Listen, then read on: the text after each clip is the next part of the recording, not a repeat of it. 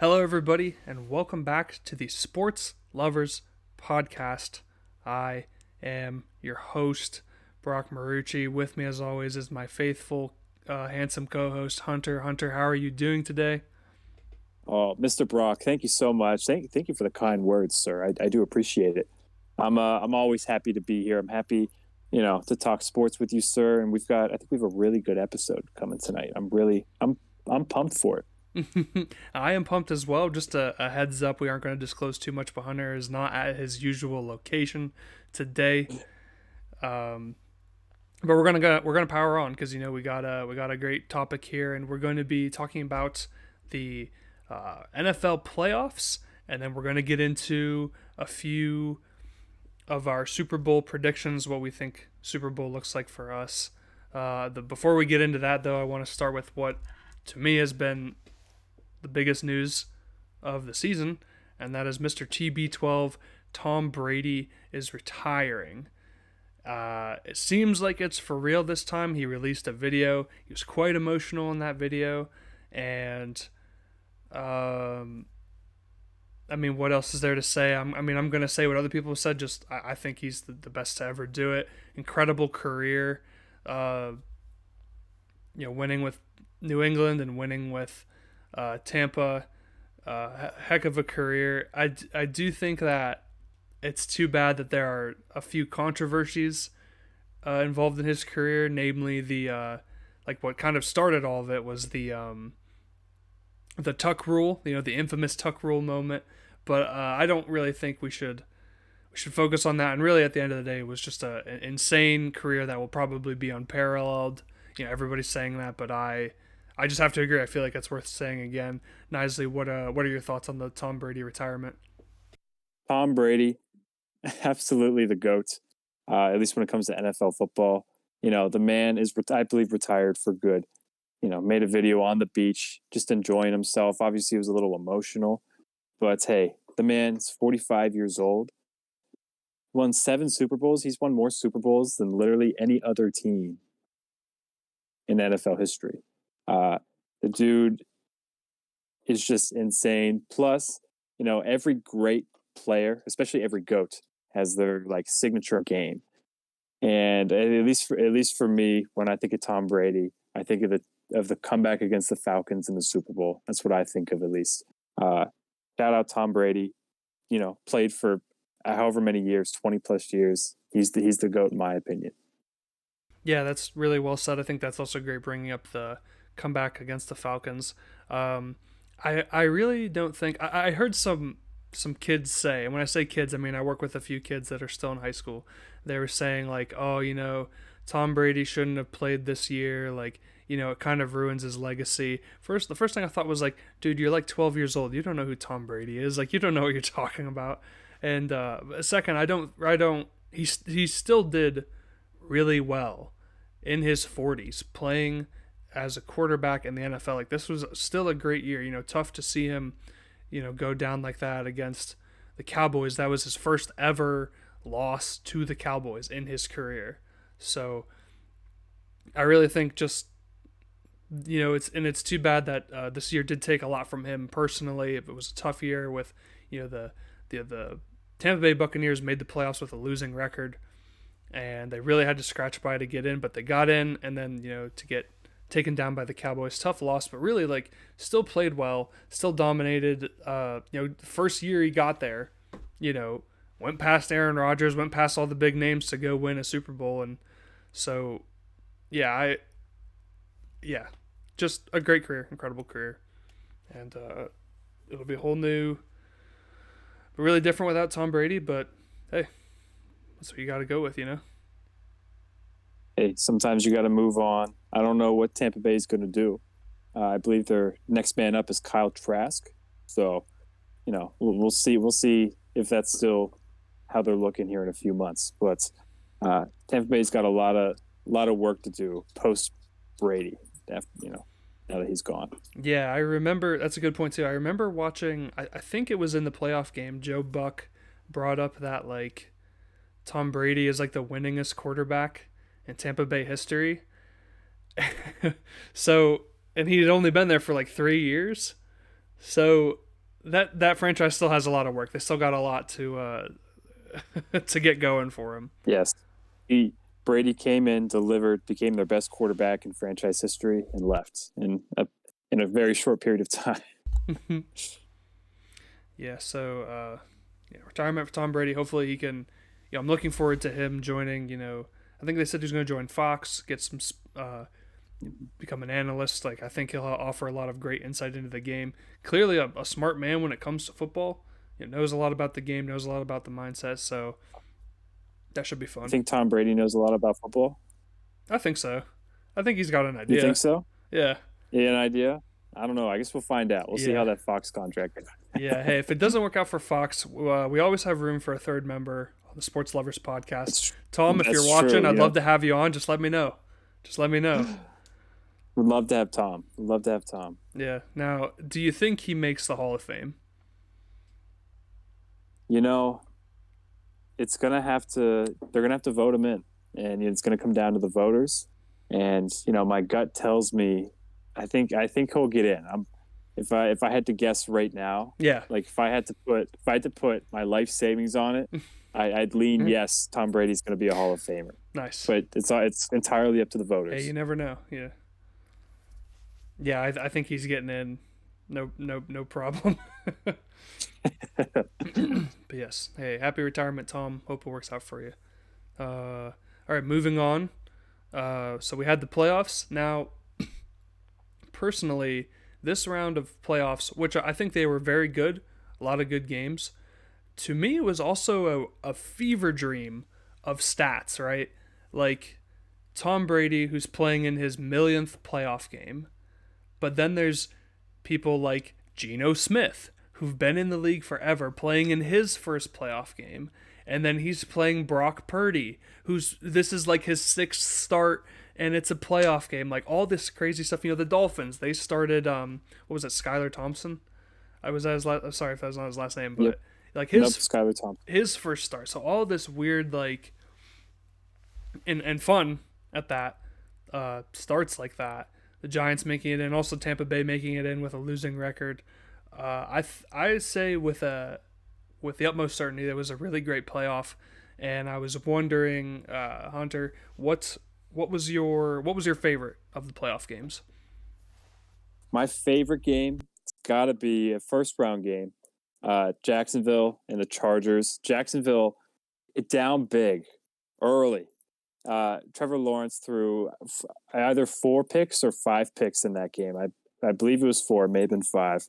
But I mean, Jacksonville looked like one, they didn't belong, but they just looked totally overmatched against the Chargers. It was bad. I know it was his first playoff game, but I mean, wow, did they look bad? I don't think they could have looked any worse. The Jaguars, they come into the second half and they start rolling. They completely flip. Chargers are struggling. I mean, yeah, it's unbelievable. They end up winning 31-30, and I couldn't get enough of that game. I actually stopped watching it. I had to turn it back on when I was like, oh my gosh, the Jags are coming back. Like I thought there was no shot. Jags come back, they win. It's another year where it was, the Chargers have a chance, they could make a run. And then they lose to the Jacksonville Jaguars. And it's messy. Yeah, that's a great pick. I thought about picking that one, but I've said before, I don't know if I've said this to you, but I've said to many times, many people, like, that game was a tough one for me to pick because I thought, like, oh, Jacksonville, they've got some talent, but I think on paper, the Chargers were the better team. But the Chargers are a cursed franchise. Okay, they're absolutely, positively a cursed franchise. So when they went into halftime, I was like, we still got, I think the Jaguars might have scored before halftime.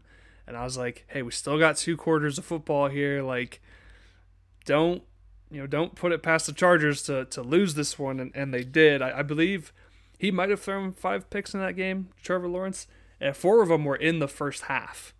He threw at least 3 in the first quarter. Like, yes, that definitely spells the end, but like I said, the Chargers, whatever it is, I couldn't tell you what. They are a cursed franchise right now. I don't know what it is, and you have like the blow up from Joey Bosa, and yeah, wild game. You have them the Chargers, or sorry, the Jaguars are going for the 2 point conversion. Trevor Lawrence just like reaches over real fast. Like, a lot of great moments in that game.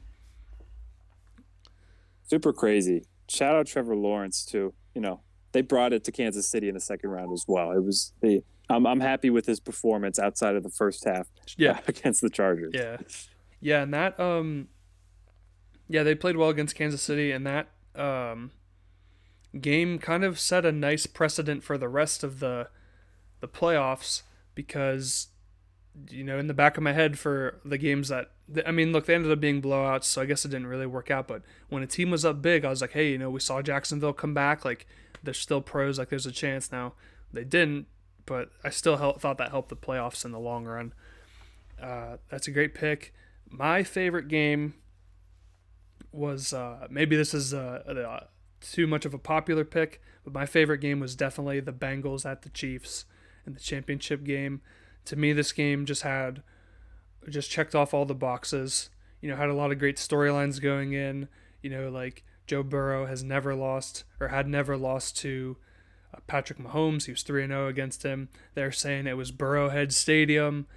Patrick Mahomes with the messed up ankle, and I don't know. It had, like I said, it had everything. Like, it had big plays. It had controversy with the referees. It had just great moments like that all around. Just a really fun game to watch. Yeah, I agree. Of course, it's almost Kansas City and Cincinnati is almost the better rivalry right now than the Bills and Kansas City. I would say. I mean, at least this year I'm much happier to watch Cincinnati than I was to watch Buffalo. And now that Patrick Mahomes has gotten one over Joe Burrow, it's kind of a 3-team race, at least for the foreseeable future, that we see in the AFC. But Kansas City and Cincinnati, I would say, have a clear edge over Buffalo at the moment. Would you agree? Yeah, definitely. Especially with the way that Cincinnati came into Buffalo and just kind of like just handled business. They were efficient. They were the word professional comes to mind. Like, they just came in and did their job. It seemed like they weren't caught up in the emotion. They weren't beating themselves up. For them to go into Buffalo and do what they did, I really have to say, like, Buffalo's kind of the third team right there, and they're looking at Cincinnati and Kansas City. Yes, sir. Absolutely a business trip for Cincinnati, going to Buffalo, taking care of business, I would say.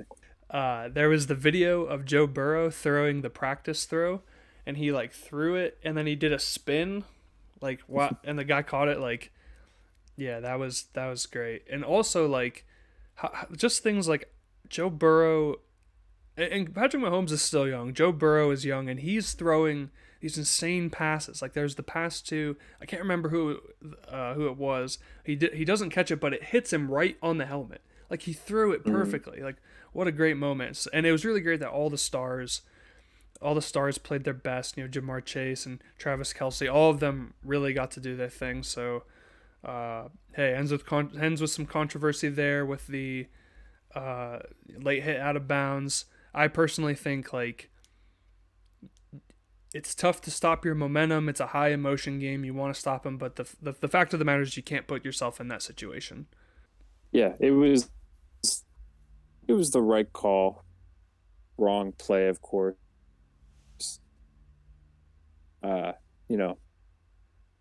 You certainly feel for the man. He was very upset after, not only immediately after the play, but it's hard to see.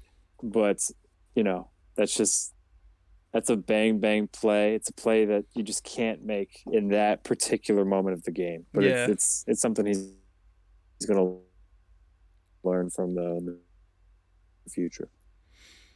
Yeah, I definitely agree with that. Also, thank goodness that, like, there was the play where there was a pass attempt, and it was incomplete, but then the clock kept running. So then the play happens, and they think, oh, we've lost a down, and then they come back and say, well, no, you get the down back because we didn't have the clock running. Like, thank goodness they didn't score off of that, because that would have just been, kind of annoying. I was saying, like, I do like some controversy, but that would have been a little bit too much there.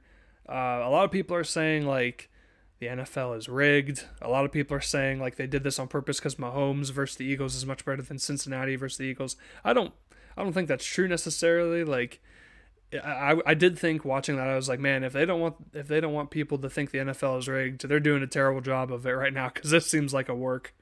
But I feel like if the NFL was rigged, we wouldn't have like any blowouts or anything like that, or they would have put Tom Brady in the Super Bowl somehow, something like that. So I don't know. Did you have any thoughts on that? No, there's been a lot of tweets with a lot of tweets recently with like game scripts and things and career scripts. I don't know if you've seen any of them on Twitter or anything, but with like for instance, Tom Brady's 28-3 comeback against the Falcons. They have just a picture of Tom, and it's Matt Ryan walking in, and he's like, hey man, how about the script for this game that we're coming into and whatnot. But it's I don't think the NFL is rigged, but I mean, I guess you never know. There's been some questionable calls. How about the Rams Saints playoff game a couple of years ago with the incredibly obvious pass interference that was not called at the end of regulation, and then the Rams, I believe, ended up winning that game and going on to lose the Super Bowl. So there's been some questionable things throughout the years, but I'm rolling with it's not rigged right now. No, I would agree with that. And there have been some bad quarterbacks that have won the Super Bowl. So again, I think if it was rigged, and you could say like, oh, well, they're doing that to cover their tracks. I'm like, no, I would. You could there like there's no reason somebody like Trent Dilfer. There's no reason he should have a Super Bowl. In my most humble of opinions, like that's just ridiculous. Trent Dilfer, not that good. You put us out there, Brock. You or I. We could have led that team too. Yeah, I guess. um, but yeah, there's definitely been some moments, even stuff I remember in Ben Roethlisberger's last year in a game against Green Bay. It was like they got the ball first, and they were just talking about how it was like Ben Roethlisberger needs to get one more touchdown for a certain record, and they go down the field and they score. And they're like, oh, Ben Roethlisberger breaks the record. And then after that, the Pittsburgh offense struggled the rest of the game. And again, just in the back of my head, I was like, did they let him score? Did they say, hey, let it, like, was there a little bit of a setup here? But probably not. But again, part of the script. Yeah, part of the script. I did see on Instagram, people were like, hey, they just, somebody just leaked the Super Bowl script. Hey, from what I saw, Philly's supposed to beat Kansas City according to the scripts. I think it's going to be a low-scoring game according to what I saw. Yeah. So we'll see how that goes. But yeah, we'll see if they follow that or if they write a new one before the game starts. Yes, sir. So, Brock, on the NFC side. Oh, sorry. No, go ahead. No, go ahead. I was going to say, were there any surprises on the NFC side that you saw, or was the outcome of Philadelphia getting to the Super Bowl kind of what you were expecting? At the start of the year, oh, okay. I'm really glad you brought this up because it reminded me of a few other things I was going to say. But to answer that question, at the start of the year, I thought Philly would be good, but not this good. So at the start of the year, if you said, hey, Philly's going to make the Super Bowl, I would say you're crazy. But getting to the end of the year and closer to the playoffs, I was like, oh, they've earned this. I think they are a pretty solid team. And I feel like that side of the bracket, for the most part, played out the way I thought it would. Even though, Minnesota won a lot of tight games, but I felt like they had a decent shot. That was, of all those, that was the bigger surprise, was New York, Giants coming out and just playing bully ball, running all over the place, big plays. And man, what a terrible play call at the end of that. Fourth down, you throw it even short of the sticks, not even to like one of your best guys. Like, no offense to the guy that caught it, but still, like I would go to my playmakers there. Really tough for Minnesota, and what was a good year, like a lot of good wins, a lot of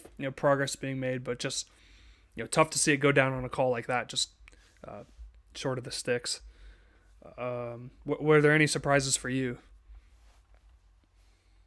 Um, yes and no. I don't think I saw Philly being as good as they were this year either. Um, I would say San Francisco just all out of nowhere rolling with Brock Purdy and dominating until Brock Purdy got hurt pretty much. I'd say that was a little unexpected because Purdy, or the last pick of the draft, and had a great year. Although his film says, maybe it was a little more luck. Maybe he was carried a little bit by a really good offensive line, really good playmakers on offense, a pretty good defense there in San Francisco. Um, you know, we'll see how it goes whenever he returns from his injury. He looks like he needs Tommy John surgery, which is super unfortunate. Crazy that they put him back into that game against Philadelphia when he literally could not throw the football. Honestly, I'm really disappointed in the Dallas Cowboys, Brock. Dallas once again not able to get to the conference championship. They actually fired their offensive coordinator, Kellen Moore, just recently. One of the better especially young offensive minds in the NFL right now. He's been in Dallas for quite some time. And that was a really shocking move to me that they would fire him. And, I'm not a big Mike McCarthy guy. And this just something feels off with the Dallas Cowboys right now. And, I don't understand how firing Kellen Moore is going to fix any of their issues, because I think it's a lot deeper than that. And I think it's more of you went from Jason Garrett to Mike McCarthy, when that's not an upgrade coaching wise, at least in my honest opinion. And, I just don't foresee Dallas getting much better. I think they've got the roster. I think they've got the dudes. I like Dak Prescott. I think he's more than good enough, to make a run. If Joe Flacco can make a run, if Trent Dilfer can make a run, Yeah. if Tyler Huntley can replace Lamar Jackson for injury and be competitive against the Bengals, there's no reason that Dak Prescott can't win back-to-back playoff games. And I really think it's their coaching staff holding them back. So I was really disappointed in the Cowboys once again this year. Mm-hmm.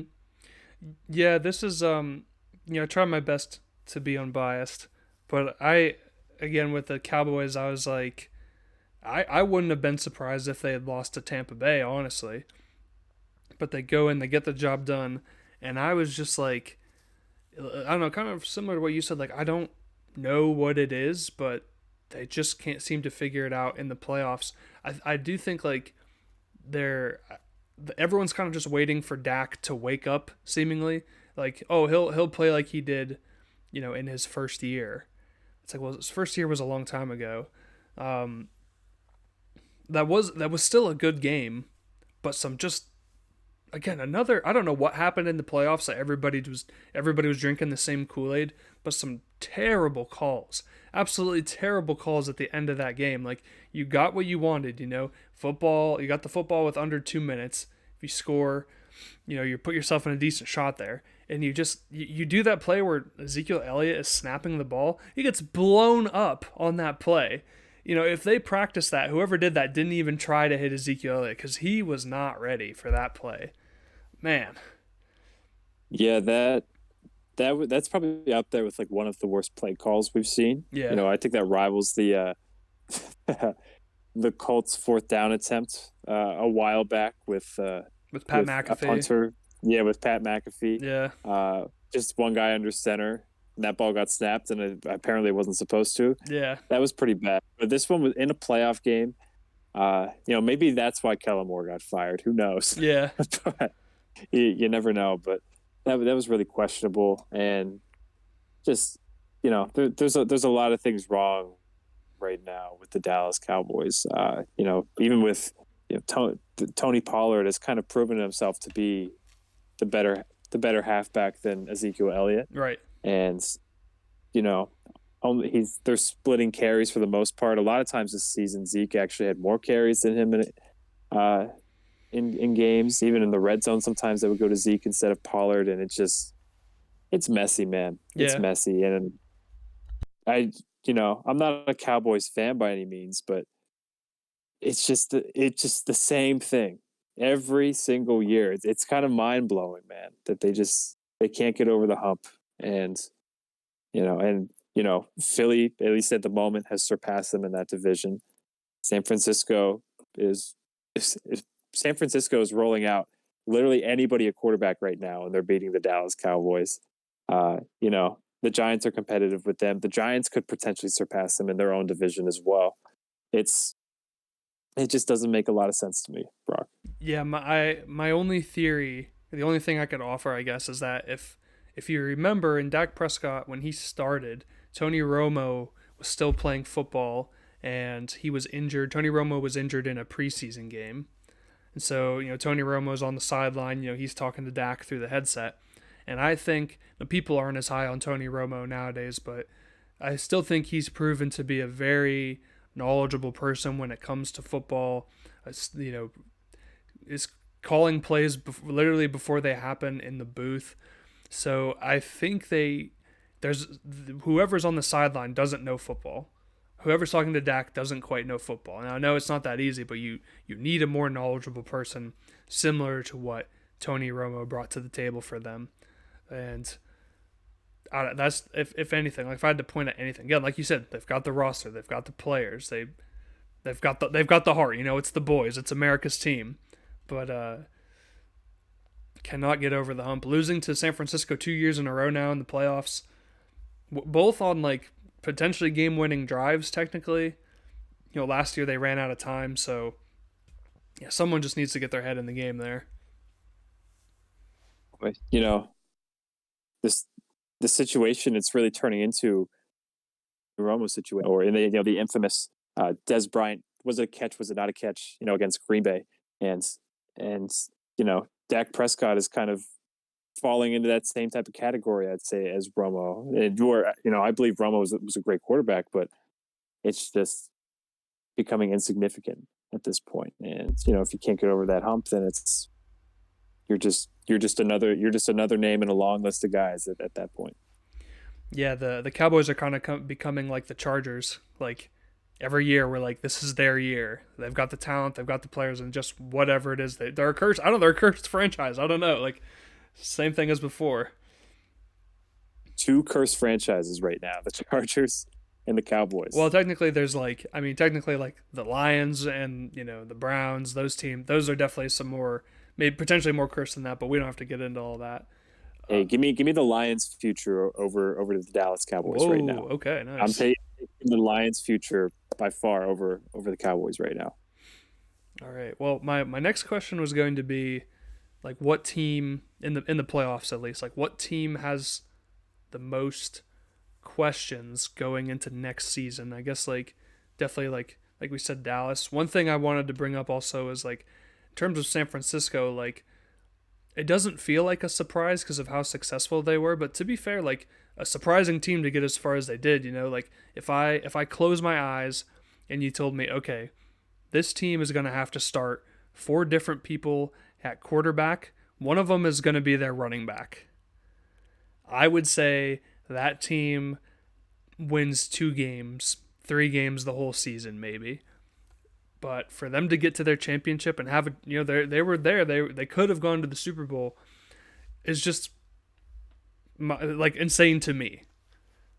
And in a lot of ways now they're like, well, I guess we can get rid of Jimmy G, but what if they're not sure what they're going to do with Jimmy G. Now you've got Brock Purdy, who played really well, barring a surgery, could still play well. And is Trey Lance the other? Trey Lance time. Yeah, Trey Lance time. Yeah, right, you got that as well. He's the next man up. So, well, did they start 5 people this year? Or not start, but play 5 people? Because in the playoff game they had, I can't even remember the dude they had in the playoff game, dude. They were just getting anybody. They had Josh Johnson. Josh Johnson, yeah. Emergency man. Yeah. Yeah, it was him. Trey Lance started early in the year, got hurt. Then it was Jimmy time again. Jimmy played for a few weeks, got hurt. Then it was Purdy time, and then Purdy played well, and they won 10, 11 games in a row, and then eventually lost to Philadelphia. And that's when Josh Johnson came to He came in to the came into came in town. They got had taken out yep got taken out for the man who couldn't throw a football. for So, yeah, and they also I think they also had Christian McCaffrey try. hmm So I guess at least five. Yeah, yeah, so telling me that without any other knowledge, I would say that that team didn't do well, but they did remarkably well, and yeah. but somehow like they have both a bright future, but also a they have to make the right decision given all the pieces they have, and a lot of people said like I heard a lot of predictions that Tom Brady would go to San Francisco, and maybe San Francisco was like, hey dude, we can't handle any more of this. Okay, we've got too many quarterbacks as is. All right. Tom Brady, you know, may have won San Francisco a Super Bowl this year if he was there. At least he's consistent. That's true. I agree with that. Also, I was thinking like with the Cincinnati Bengals, like Joe Burrow, I believe this was the last year of his rookie contract. So now it's like, what are you gonna choose? Are you gonna choose a good contract, but one that can keep the team together? Or are you gonna go for the big bucks and, lose a lot of the pieces that you need? Now, again, Joe Burrow, I think, is a great quarterback, but he also has a ton of great wide receivers. And I'm just real to me that's what I've been thinking about since that game. It's just what are they going to do? I mean, they're going to keep Joe Burrow obviously, but what kind of contract is he going to work out to keep like the team together potentially? He's getting that max contract, Brock. It's happening. He's getting the max contract. T Higgins is he's out. He's going to be gone. T Higgins is the odd man out there, in my opinion. Wow, dang. I I mean, it's hard to. I think the Bengals are just going to offer him as much money as they can because, you'd almost be crazy not to, unless Joe Burrow's like, hey, I want less money. Um, there's no reason I think to not pay him just the maximum contract there. But a lot of teams recently have had a lot of success with really young receivers as well. I wouldn't be surprised if Cincinnati can find a guy in the first, second, third round you know, that can still put up good numbers and play good football for them for another 3-4 years until they have to reload again. We see that with a lot of teams. The Pittsburgh Steelers are one who have been notorious for it for the last several years as well. So Yeah, that's a great point. I was also thinking like a kind of sneaky good game this playoffs. I kind of forget about because I didn't get to watch it start to end. We did watch the end, but that Ravens Bengals game was also a really great game. A lot of good storylines going into that one and really great moments. It's kind of too bad that like it's sort of forgotten. I feel like because there were better games after that and other crazy things that happened in the playoffs, but that was just a heck of a like two rivals going at it in the playoffs. Like you love to see that. absolutely, Baltimore was really, really close to taking that game too. I mean, they had Cincinnati on the ropes, and then just a really, really unfortunate fumble near the goal line for Tyler Huntley. He came in, he balled out, played the last several weeks of the regular season. With Lamar Jackson's injury, and almost won them that playoff game. That would have been absolutely insane had they actually won that game. But I do feel for the somehow Pro Bowl quarterback Tyler Huntley. Yeah, how about that? That was a really fun game. You never know. Yeah, I think he had 2 touchdowns on the year, and he got Pro Bowl. Put him in the Pro Bowl. But it's always fun to see a rivalry game in the playoffs. I mean, it's almost a guarantee to be a close game if it's a rivalry game. You just never know. It doesn't matter. It doesn't matter who's out there. It doesn't matter if it's Tyler Huntley or Lamar Jackson. They're going to be competitive. Yeah, it goes back to what I was saying before, like people drinking the Kool-Aid juice, like you're at the 1 yard line there, like you hand that ball off to I believe it was J.K. Dobbins, and that's feels like the fair call there, and we get that insane return by the Cincinnati kids. So yeah, just great stuff. Again, a great playoffs. We really only had what I would consider 2 blowouts, or well 3 I guess, but even then I just think a really great playoffs, and hopefully is what's setting us up for a great Super Bowl between the Eagles and the Chiefs. I'm ready to get into this if you are, Nisley. Yeah, I'm ready. What are your initial predictions, sir. I hope it's a good game, but I have a bad feeling that I believe the Eagles could just run away with this. Honestly, like the Eagles have just looked, you have a few down moments throughout the year, like that happens, but like the Eagles, they're winning big in the playoffs. They won big in the regular season. With Jalen Hurts back there, they just seem unstoppable, like a complete team. And I don't think, you know, the Bengals are a good team. I think the the Jaguars found a formula in the playoffs. So just because you play a close game doesn't mean you're bad. But I just think like the Eagles are more healthy, a better team. Chiefs are missing a few players. Also, we'll see how well Mahomes can do on his ankle. He did his job against the Bengals, but I think it only will get worse if he doesn't treat it properly. Which he had time to fix it up a bit, but I don't know. Like I hope it's a good game. I hope like maybe there's something I'm forgetting, or maybe the Chiefs defense could really stand tall here. But I don't know. I honestly have a feeling that the Eagles could just run away with this. What are you thinking, Nisley? I think you hit it right on the head there, Brock. I'm also pretty high on Philadelphia right now, mostly because of just rest and health. You'd mentioned Patrick Mahomes had a high ankle sprain. High ankle sprains are, it's crazy that he's playing right now. Uh, a high ankle sprain is generally like a 6 week recovery, like a 4 to 6 week recovery. And he's just out there balling out as best as he possibly can on that injured ankle. Uh, Probably wouldn't be me. I don't think I'd be able to run, Brock, if I had a high ankle sprain. No, me But neither. Philadelphia, they've got just their defense is literally just they're all pros on defense. Jalen Hurts has been fantastic.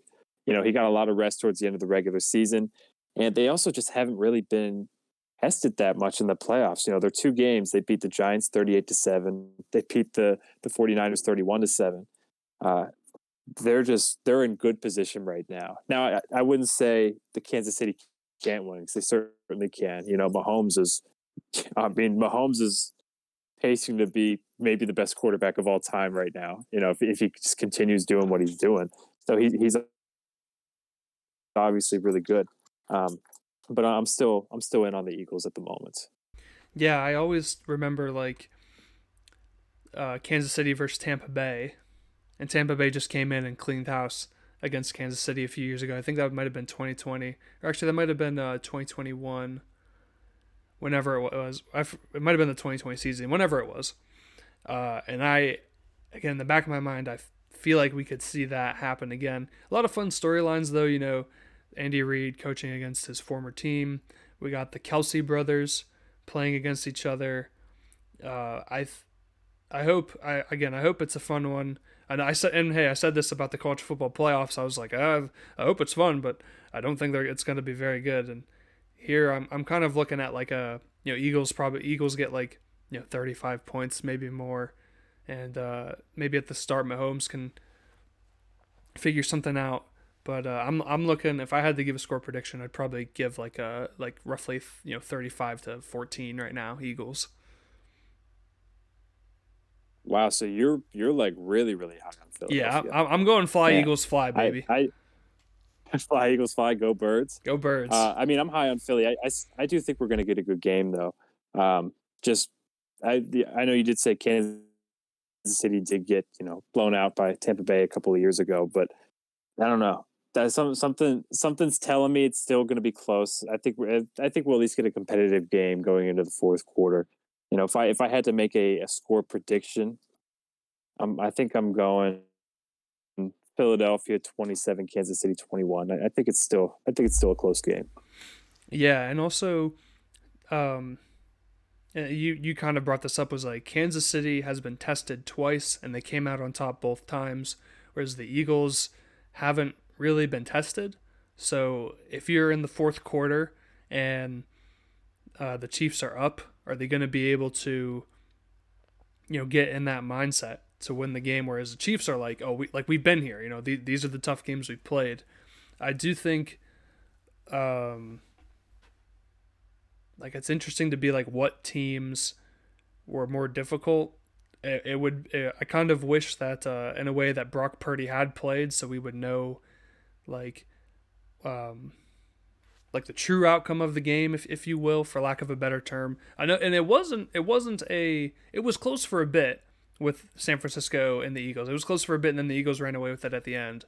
So yeah, I hope it's a good game, and I like your score prediction. I just feel like the Eagles are just soaring right now. I had to say, they are just soaring, and the mayor of Philadelphia, he said like, this is his last year, so he said like, hey, I will spend any amount of money on a parade for the Eagles if they win. So they're ready to celebrate in Philly. No, and hey, look, no matter what happens, no matter the outcome of the Super Bowl, Philadelphia will be destroyed after Sunday. So get ready for that. I think the key for the Chiefs, you just have to, like, your defensive line, your defensive players just have to come up big. That's the first thing I think of. Yeah, if I agree. It's going to kind of come down to, is Kansas City going to get stops? Because Philly's been fantastic running the ball, and then when you can get Jalen Hurts into some play action, he's dangerous because he can run a little bit too, but he's been just fantastic all season. But Philadelphia is just so loaded, man. They've got so many weapons on offense as well. They've got, like, even a guy like Devontae Smith has really, really been playing well down the stretch. He's not even their number one option right now. Man, I do think we're going to get a good game, though. I'm really excited to watch it. Nothing better than the Super Bowl, biggest sporting event in the United States, at least. So it's always a good time. Brock, I believe we will be watching together on Sunday as well. We will be. If I'm correct. In person, yes. Yes, we will. In person. Might have to do an emergency pod immediately. Oh, man. Maybe we might. Also, we can have a live audience there too, Oh, yeah, that'd be fun. I wanted to say, like, also with Mahomes, like, he's not, like you said, like, with that high ankle sprain, like, not in the best condition right now. Like, if he takes a few shots early, gets hit a few times early, that could really mess them up as well. Now, Jalen Hurts, I know his shoulder, he's having trouble with his shoulder. It looks like he got to rest up, and that seems to have, he seems fine right now, as far as I can tell. But, that's what I'm looking at now. Too, that Eagles defensive line is going to be going after that ankle, too. Everybody's going to be going after that ankle on Patrick Mahomes. Oh, yeah. They're going to do what they can to, was it the Saints that had they were offering bounties on players to injure them on kickoffs and stuff like that? I think so. That was what a great thing to bring up. I forgot about that. I don't believe they're the only team to ever do that. They just happen to get caught. Wouldn't be surprised if there's a few bonuses thrown out there for Philadelphia for whoever can take Mahomes out of the game if they can just land on that ankle correctly. Would not surprise me if we see a couple low blows there. Yeah. Now, how about this? Right? How about we continue with this incredibly weird times of for the playoffs. Mahomes goes down. Ankles just busted up. Right. Jalen Hurts gets tackled right on his throwing arm, shoulders messed up. In comes Gardner Minshew. We get some great Minshew magic against Chad Henne, playing in his first ever Super Bowl.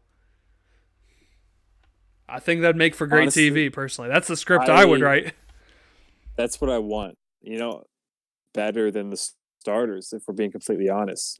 Minshew Mania, a little Chad Henne. Who says Chad Henne, he's a vet?